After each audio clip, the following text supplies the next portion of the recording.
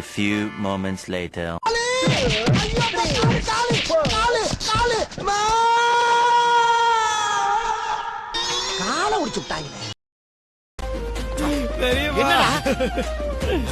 ஏமாத்தி போட்டாங்க பெரியப்பா. நல்லா நம்ப வச்சு மோசம் பண்ணிட்டாங்க பெரியப்பா. ஆமாடா மகனே அப்படி சொல்லிவிட்டு போட்டாங்கடா.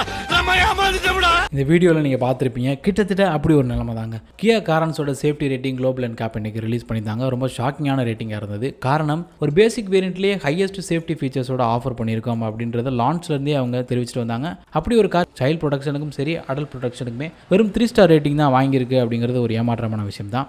இந்த சேஃப்டி ரேட்டிங் ஸ்கோரை பொறுத்த வரைக்கும் அடல்ட் ஆக்குபன்ஸுக்கு 17 பாயிண்ட்ஸில் 9.30 பாயிண்ட்ஸ் மட்டும்தான் இந்த காரன்ஸ் வாங்கியிருக்கு.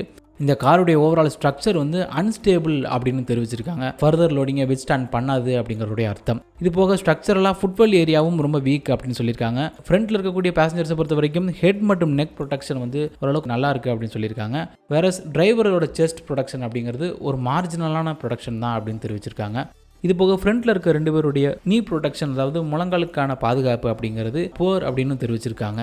இதற்கடுத்து சைல்ட் ப்ரொடெக்ஷனுக்கு வருவோம். சைல்ட் ப்ரொடெக்ஷன் வந்து மொத்தம் 49 பாயிண்ட்கள் ஆஃபர் பண்ணுறாங்க. இந்த 49 பாயிண்ட்டில் இந்த காரன்ஸ் அதிகபட்சமாக 30.99 பாயிண்ட்ஸ்களை செக்யூர் பண்ணியிருக்கு. சைல்ட் ப்ரொடெக்ஷனுக்கு 2 விதமான டம்மிஸ் யூஸ் பண்ணியிருக்காங்க. அதில் ஒன்று ஃபார்வர்ட் ஃபேசிங், அதாவது டிரைவரை பார்த்த மாதிரி இருக்குது பார்த்தீங்களா இந்த வீடியோவில். இது வந்து 3 வயது மதிக்கத்தக்க ஒரு டம்மி. அடுத்து இருக்கக்கூடியது 1.5 வயது மதிக்கத்தக்க ஒரு டம்மி. அது வந்து ரிவர்ஸ் ஃபேசிங்கில் இருக்கும். இது இந்த ஃபார்வர்ட் ஃபேசிங்கோட ப்ரொடெக்ஷன் அப்படிங்கிறது ரொம்ப மினிமல் அப்படின்னு சொல்லியிருக்காங்க. ஒன்றும் பெரிய அளவில் சொல்ல முடியாது இல்லை. பட் இந்த 1.5 வயசு அந்த ரிவர்ஸில் ஃபேஸ் பண்ணியிருக்கக்கூடிய அந்த ஒரு சைல்ட் ப்ரொடெக்ஷன் அப்படிங்கிறது நல்லா இருக்குது அப்படின்னு தெரிவிச்சிருக்காங்க. இதில் இன்னொரு விஷயத்தையுமே குளோபல் Ncap குறிப்பிட்டு சொல்லியிருக்காங்க. அதாவது செகண்ட் ரோவில் நடுவில் உட்காரவங்களுக்கு லேப் பெல்ட் மட்டும்தான் ஆஃபர் பண்ணுறாங்க. ஒரு 3 point full size seat belt offer பண்ணுறது இல்லை. ஸோ இந்த மாதிரியான ஒரு அக்கேஷனில் சென்டரில் ஒருத்தவங்க உட்காந்துருந்தாங்கன்னா அவங்களுக்கான ப்ரொடெக்ஷன் ஒரு கேள்விக்குரிய முடியும் அப்படிங்கிறது தான் அவங்க தெரிவிச்சிருக்காங்க.